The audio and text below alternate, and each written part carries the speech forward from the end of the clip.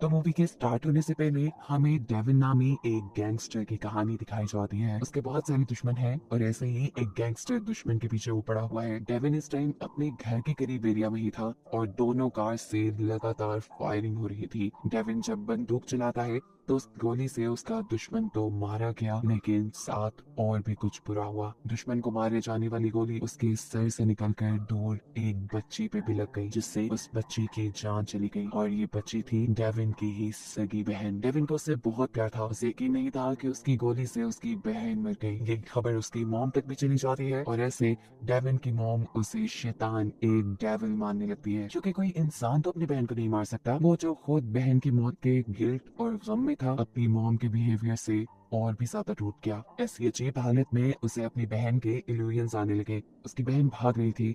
वो जब उसका पीछा करता है तो हमें उसका एरिया दिखाया जाता है। काफी बैकवर्ड और गरीबों का एरिया था ये। लोग भूखे मर रहे थे और बद की वजह से बहुत से लोगों ने चोरी शुरू कर दी थी। डाकू, चोर, लुटेरे, ड्रग एडिक्ट सभी यही देखने को मिले। फिर डेविन को दिखाया जाता है जो अपनी बहन के साय का पीछा करते करते एक अजीब सी जगह पे आ गया। वहां जाकर उसकी बहन गायब हो गई और एकदम से उसके सामने आया उसका वही दुश्मन जिसको गोली मारकर उसने मारा था। मरने के बाद यह आदमी एक डीमन बन चुका था, एक शैतान। अपना बदला लेने के लिए वो डेविन से लड़ता है और इस टाइम डेविन जीत नहीं पाया क्योंकि वो एक शैतान से लड़ रहा था। आखिर में शैतान ने उससे कहा, चलो मैं तुम्हारे साथ एक डील करता हूँ, तुम अपनी जान दे दो, मैं तुम्हारी बहन को जिंदा कर देता हूँ। उसका ये जुमला सुनते ही डेविन ने एक सेकंड नहीं सोचा और चाकू उठाकर अपना गला काट दिया। उसके मरते ही इस डीमन ने भी अपना वादा पूरा किया और उसकी बहन को जिंदा कर दिया। डेविन का हौसला भी यहाँ कुछ कम नहीं था। उसने अपनी जान दी थी बिना एक सेकंड भी गवाए। बस उसकी इसी हरकत की वजह से उसे भी जिंदा कर दिया, लेकिन इंसान नहीं बनाया बल्कि अपने ही जैसा एक डीमन बना के, हेल का गेट कीपर बनाकर, जो बुरे मरे हुए लोगों को दुनिया से हेल में लेके जाने का काम करेगा। वक्त गुजरता है और पता चलता है कि डेविन को ये काम करते काफी अरसा गुजर चुका है। वो बहुत से लोगों को हेल यानी जहन्नुम में लेके गया, जिनमें से कुछ की वो कहानी इस मूवी में बताएगा। सबसे पहली कहानी है पूसी नाम की एक लड़की की। उसे गैंगस्टर्स से बहुत ज्यादा नफरत है क्योंकि उसके डैड भी एक गैंगस्टर ही थे और जब उनके हालात बिगड़ने लगे तो उन्होंने पहले अपनी वाइफ को शूट करके मार दिया और फिर खुद को भी शूट करके खत्म कर दिया। ऐसे पूसी ने ऑर्फन्स वाली जिंदगी गुजारी, वो भी एक चर्च में। अब अपनी जिंदगी में होने वाली हर कमी के लिए उसे गैंगस्टर्स पे ही गुस्सा आता था, इसलिए वो गैंगस्टर्स के एरिया में जाती थी और दीवारों पे लिखे हुए उनके नामों को मिटाकर अपने नाम लिखना शुरू कर देती थी, जो कि गैंगस्टर्स की दुनिया में बहुत गलत माना जाता है। एक दिन इसी वजह से 3 गैंग मेंबर पूसी के पीछे पड़ गए। भागते हुए उसकी टक्कर हुई एक अजीब खौफनाक से दिखने वाले आदमी से। असल में वो भी डेविन की तरह हेल का ही एक गेट कीपर था। इस टाइम वो पोजी को अपनी खास जगह पे ले जाता है, जो जगह ऐसे लग रही थी कि मानो यहाँ पे बहुत से रिचुअल किए जाते हों, बहुत से जादू किए जाते हों। यहाँ पर वो पोजी के हाथ में एक टैटू बनाता है और उसे सुपर पावर दे देता है। ये सुपर पावर क्या थी अभी तो इसके बारे में पोजी को नहीं पता था, लेकिन खैर पोजी वहां से बाहर आ गई। उसने एक नए गैंगस्टर के एरिया के पास जाकर उसका नाम वहां से मिटा दिया। उसके हाथ से जिस हाथ में टैटू बना था, जिस गैंगस्टर का नाम उसने काटा था, हमें उस गैंगस्टर की मौत दिखाई जाती है बहुत अजीब सा तरीके से। उसने अपनी पॉकेट में गन रखी हुई थी जो कि अचानक खुद ब खुद चल गई और वो गैंगस्टर मर गया। साफ मतलब था कि पूसी के पास एक खास किस्म की पावर आ गई थी। वो जिसे चाहती मार सकती थी। उसके नाम पे एक सिर्फ क्रॉस बनाकर। अगले दिन जब वो चर्च में जाती है तो उसे पता चलता है कि कल जिस नाम पे उसने क्रॉस बनाया था वो आदमी मर गया और ये सुनकर उसे अपनी पावर्स का एहसास होता है। खैर यहाँ पर चर्च की मैनेजमेंट ने उसे बुलाया था क्योंकि वो एक बहुत अच्छी पेंटर थी और चर्च के लोग उससे वॉल पे एक फ्लावर्स की पेंटिंग बनवाना चाहते थे। मैनेजमेंट को उसने कोई जवाब नहीं दिया, ना हाँ का ना ना का, क्योंकि उसके माइंड में तो कुछ और ही चल रहा था। वो बाहर आई और एक और गैंगस्टर के एरिया में गई और वहां लिखे हुए उसके नाम पे क्रॉस बना दिया। उसके क्रॉस बनाते ही उस आदमी के साथ भी एक अजीब सा एक्सीडेंट हुआ। वो एक बॉटल चुरा कर लाया था, अजीब से तरीके से वो ऐसे गिरा कि बॉटल उसके मुंह के आर पार हो गई और वो वहीं मर गया। इसके बाद उसने किसी दूसरी जगह पर जाकर एक और आदमी के नाम पे क्रॉस लगा दिया। ऐसा करते ही वो आदमी जो इस टाइम फोन बूथ में कॉल सुन रहा था, उसके गले पे फायर ऐसे लपटी कि खुली ही नहीं और वो भी मर गया। ये सब करके पुसी को इतनी खुशी मिलने लगी थी कि उसने कुछ नहीं रोका और एक के बाद एक करके बहुत से गैंग मेंबर्स को मारना शुरू कर दिया। उसने ये तो सोचा ही नहीं कि ये सुपर पावर उसे शायद किसी और चीज के लिए मिल गया। वो अब चर्च के वॉल के बाहर पहुंचती है जहाँ उसे फ्लावर पेंट करने का काम दिया गया था, लेकिन यहाँ पर वो फ्लावर्स बनाने के बजाय अपना नाम लिखने लगते हैं। और इसी टाइम पर वो गेट कीपर आ जाता है जिसने पोजी को ये सुपर पावर दी थी। उसने पोजी का हाथ पकड़ा और उसे दूर गिरा दिया। वो उससे गुस्सा हो रहा था। वो उससे कहता है तुमने गैंगस्टर्स को मार के बहुत गैंगस्टर्स वाला काम शुरू कर दिया। जवाब में उसे कहती है अरे गुस्सा क्यों हो रहे हो, तुमने यही काम नहीं दिया था मुझे। जवाब में कहता है नहीं, तुम्हें सुपर पावर दी गई थी ताकि तुम चर्च पे कुछ फ्लावर्स बनाओ, जिस फ्लावर्स के जरिए यहाँ पर पीस यानी अमन आ जाए। अब क्योंकि वो भी गैंगस्टर बन चुकी थी तो सजा तो उससे भी मिलनी थी। ये गेट कीपर उसके हाथ से टैटू मिटा देता है, जिसका मतलब है उसकी सारी सुपर पावर्स चली गई। और फिर हेल से तीनों गैंगस्टर्स को वापस बुला लिया। जिनको पुसी ने मारा था वो भी पुसी को अच्छा सबक सिखाने वाले थे। उन्होंने पुसी के हाथ से उसी का स्प्रे बोतल पकड़ा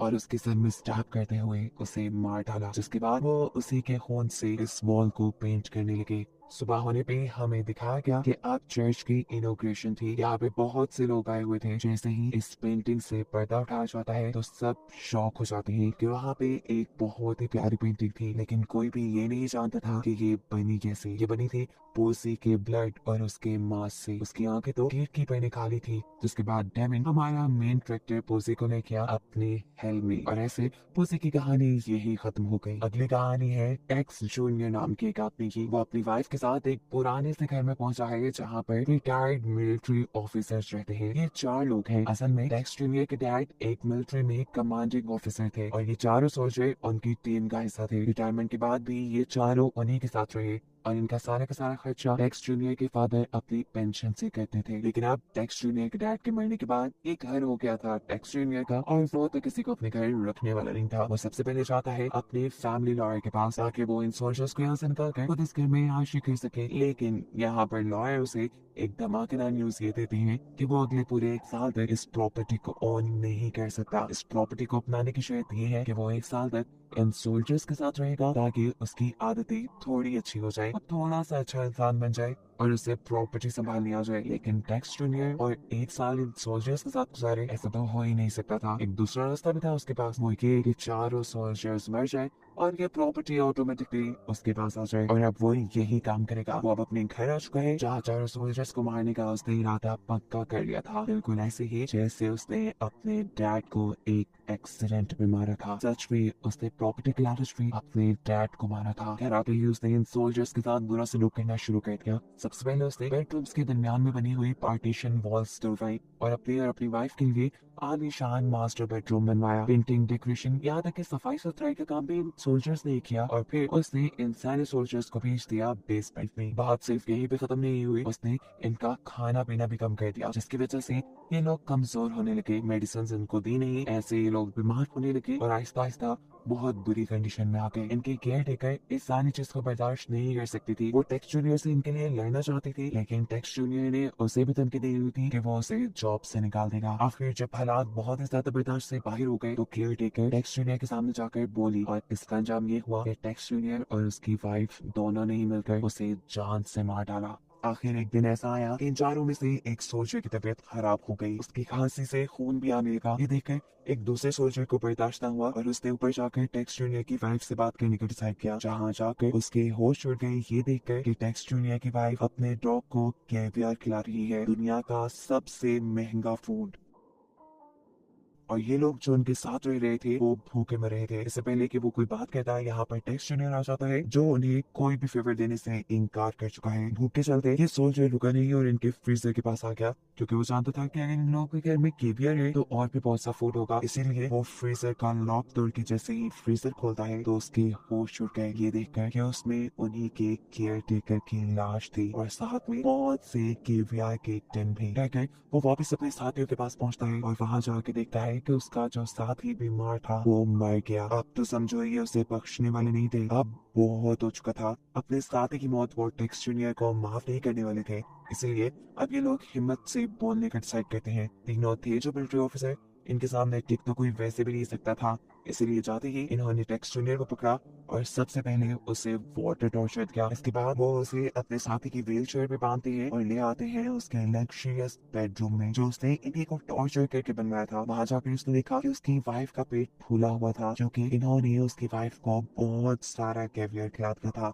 यहाँ आकर टेक्स जूनियर से ये ऑफिसर्स कहते हैं देखो साफ बात है इस रूम से कोई एक ही बचकर बाहर निकलेगा। बताओ वो कौन होगा? टेक्स जूनियर बिना अपनी वाइफ के परवाह के कहता है हाँ मैं। ये सुनते ही वो पुलिस ऑफिसर वैक्यूम मशीन के जरिए बहुत सारा और कैवियर उसके पेट में डाल देता है और ऐसे उसका पेट फट कर उसकी मौत हो जाती है। अपनी वाइफ को मरवाने के बाद आखिर टेक्स जूनियर को इस रूम से जिंदा बाहर निकलने का मौका मिल गया, लेकिन सिर्फ इस रूम से जिंदा बाहर निकलने का। बाहर जाते ही ऑफिसर्स ने उसकी व्हील चेयर को स्टेयर्स से नीचे फेंक दिया और गिरते ही उसकी मौत हो गई, जिसके बाद उसे भी डेविन यानी हमारा हेल का गेट कीपर ले गया हेल के अंदर। साथ ही साथ उसकी वाइफ को भी। इनका जो डॉग जिंदा बचा था, डेविन ने उसको गोली मार दी और कहा ये हेल में डॉग्स अलाउड नहीं, जिसके साथ इनकी भी ये कहानी यही खत्म हो गई। इसके बाद हमारी तीसरी और आखिरी कहानी है सॉर्ड नाम के एक रैपर की। वो दुनिया में बहुत ज्यादा सक्सेस पाना चाहता है, इसीलिए वो गॉड से भी इस टाइम प्रे कर रहा था आप मुझे बहुत ज्यादा सक्सेस देते हैं, देखिएगा मैं कोई बुरा काम नहीं करूंगा, अपनी सक्सेस के बाद मैं अच्छा काम करूंगा। उसने गॉड से प्रॉमिस कर लिया था। उससे तो अपना नाम भी सॉर्ड इसीलिए रखा था कि सक्सीड और डाई, या तो वो कामयाब होगा या मर जाएगा। गॉड ने भी जैसे उसकी प्रे फौरन ही सुन ली। उसके पास एक बॉल आकर गिरी जो कि बाहर एक लड़के की थी। वो इस बॉल को उठाकर बाहर जाकर उस लड़के को देता है और बातों ही बातों में उसे मालूम होता है कि वो लड़का एक म्यूजिक डायरेक्टर है। बातों ही बातों में इनकी अच्छी दोस्ती हो गई। दोनों का गानों में इंटरेस्ट था, इसीलिए ये लोग गाने बनाने लगे। दोनों की ये हार्ड वर्क ने रंग दिखाई और कुछ ही दिनों में इनके गाने बहुत हिट हो गए। लेकिन अभी तक ये लोग अंडरग्राउंड गा रहे थे, जिन्हें गाने तो इनके बहुत सुने जा रहे थे, लेकिन इनको ज्यादा कोई जानता नहीं था और ये सॉर्ड को मंजूर नहीं था। सॉर्ड को तो फेमस होना था और कुछ सालों बाद उसने ये फेम भी पान का वो बहुत मशहूर हो गया। इस वक्त भी नहीं, जब बहुत से साल गुजर चुके हैं तो उसके पास सब कुछ है, बहुत सा पैसा है, फेम है, लेकिन ये सब पाने के बाद उसने काफी सालों पहले किया हुआ गॉड के साथ अपना प्रॉमिस तोड़ दिया है। इतना फेम, इतना नाम, इतना पैसा मिलने के बाद उसने अपने अच्छे काम शुरू करने के बजाय बुरे काम करने लग गया है। लेकिन एक अच्छी बात भी है, आज तक वो अपने उस दोस्त को नहीं बोला जिसकी वजह से वो कामयाब हुआ था। अब सवाल ये है कि उसका दोस्त आखिर है कहाँ? उसके बारे में हमें मालूम हुआ कि उसकी मौत हो गई, जिसकी रीजन अभी नहीं बताई गई। लेकिन सॉर्ड जहाँ भी जाता है उसे सारे लोग यही कहते हैं कि अपने पार्टनर के बिना तुम कुछ भी नहीं, और ये बात सुनकर वो हमेशा ही गुस्सा हो जाता है। आज भी जब किसी आदमी ने उसे ये कहा तो उसने अपने ऊपर से कंट्रोल खो दिया। इससे पहले कि उस आदमी के साथ कुछ बुरा कहता, क्या उसका बॉडीगार्ड उसे संभाल देता है। उसका ये सब बिहेवियर हम देखते हैं कि यहाँ कोई नोटिस कर रहा था। ये एक लड़की थी और इसके बारे में हमें पता चलता है कि ये भी एक हेल की गेट कीपर है। सॉर्ड के पीछे पीछे वो एक रूम में आई जहाँ सॉर्ड अब बहुत से बड़े बड़े लोगों के साथ पार्टी कर रहा था। उसके आते ही अचानक ये पूरा रूम खाली हो जाता है। यहाँ रह जाता है वो सिर्फ सॉर्ड। इससे पहले कि सॉर्ड घबरा कर कुछ कहता, ये औरत यहाँ से बाहर जाने वाला दरवाजा भी गायब कर देती है। सॉर्ड इसके साथ भी बदतमीजी करने लगता है क्योंकि वो नहीं जानता था कि ये कौन है। लेकिन क्लारा उसके साथ बड़ी तमीज से पेश आती है और कहती है चुप जाओ, बैठ जाओ और देखो कि पिछले सालों में तुमने क्या किया है। तुमने अपने गॉड से किए हुए सारे प्रॉमिस तोड़ किए हैं। सॉर्ड बिना कि उसकी बात मानता, वो जब नहीं बैठता तो ये औरत उसकी टांग पे चोट लगाते हुए उसे जबरदस्ती नीचे बिठाती है और फिर सामने एलईडी पे कुछ वीडियोस प्ले कर देती है कि उसके पिछले सालों के सभी रिकॉर्ड्स थे। सबसे पहले उसे दिखाया जाता है कि कैसे उसने लोगों से डिमांड्स करना शुरू कर दी, जैसे वो कोई एक बहुत बड़ा सिंगर हो, गाने के बदले वो लोगों से पैसे के साथ साथ बहुत सी कार्स और भी चीजें मांगता था। ऐसे में अक्सर डील्स उसके हाथ से निकलने वाली भी होती थी, लेकिन उसका पार्टनर उसे बचा लिया करता था क्योंकि वो अच्छा था। लेकिन सॉर्ड नहीं, सॉर्ड की हरकतें काफी अजीब होती जा रही थी दिन ब दिन। वो बहुत सारे गलत काम करता था जिसके बारे में न्यूज़पेपर में भी रिपोर्ट्स आती थी। उसका फ्रेंड उसे इस काम से रोकता था तो जवाब में सॉर्ड कहता था, अरे यार पब्लिसिटी हो रही है, मैं मशहूर हो रहा हूँ, इससे क्या फर्क पड़ता है कि अच्छी चीजों के लिए हो रहा हूँ क्या बुरी। इस सब के बाद एक और वीडियो चलती है और फाइनली ये सच रिवील होता है कि आखिर उसका पार्टनर, उसका बेस्ट फ्रेंड मरा कैसे था। एक रात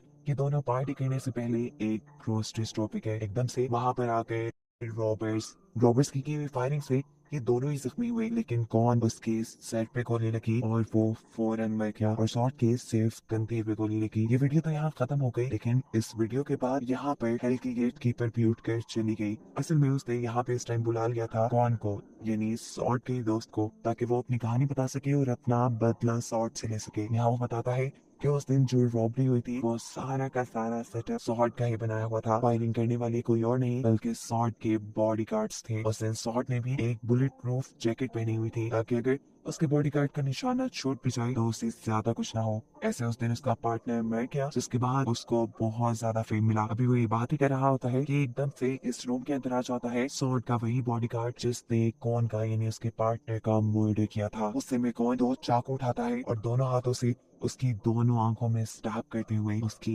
आंखें फोड़ के उसे मार डालता है। शॉर्ट को ये सब देखकर गुस्सा आ चुका था। वो कौन को मारना चाहता था, इसलिए उसने कौन के हाथ से चाकू ले लिए। लेकिन मरा हुआ इंसान बाहर पर काम बैठा है। जैसे ही उसके हाथ में चाकू थे, एकदम से बाहर से लोगों ने दरवाजा खोल दिया। वहाँ आम इंसानों को मरे हुए लोग तो नजर नहीं आए, लेकिन हाँ ये जरूर नजर आया कि शॉर्ट के हाथ में दो चाकू हैं, जबकि उसका बॉडीगार्ड फटी हुई आंखों के साथ नीचे मरा हुआ है। सीन ये जाहिर कर रहा है कि सॉर्ड ने ही उसका मर्डर किया। सॉर्ड जिसे भी इस चीज का एहसास हो चुका था, वो भी अपने आप को बचाने की कोशिश नहीं करता। उसे ऐसा लग रहा था जैसे उसने बहुत बड़ा काम कर लिया है और अब तो वो और भी ज्यादा मशहूर हो जाएगा। लेकिन ये गलत था। वो बाहर गया और उसने बाहर जाते ही और वायलेंस यानी और खून खराबा करना शुरू कर दिया। दो गन्स उठाई और पुलिस वालों को मारना शुरू कर दिया। अभी उसने एक दो को मारा ही था कि पुलिस वालों ने भी अपनी गन्स निकाल दी और बहुत सारी गोलियां मार के उसका काम भी तमाम कर दिया। जिसके बाद यहाँ आया डेविन और उसे उठा के ले गया अपनी लिफ्ट पे। लिफ्ट पहुंची सीधा हेल में, जहाँ बैठकर वो इन सब लोगों की कहानियां सुना रहा था। आखिर में उसने बोला इन सब लोगों के पास अच्छा करने की एबिलिटी थी, अच्छा करने का मौका था, लेकिन इन्होंने नहीं किया और इसी वजह से आज ये